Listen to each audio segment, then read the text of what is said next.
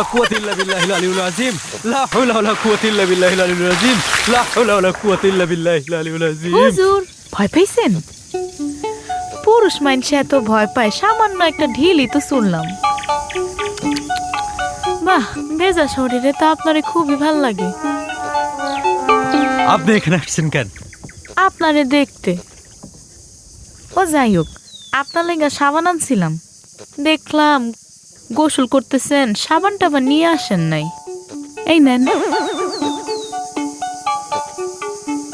আমি লাগাই দেই সাবান। আপনি এখান থেকে যান, নইলে আপনার আম্মাকে সব বলে দিব। না না, বলা লাগবো না, এই নেন।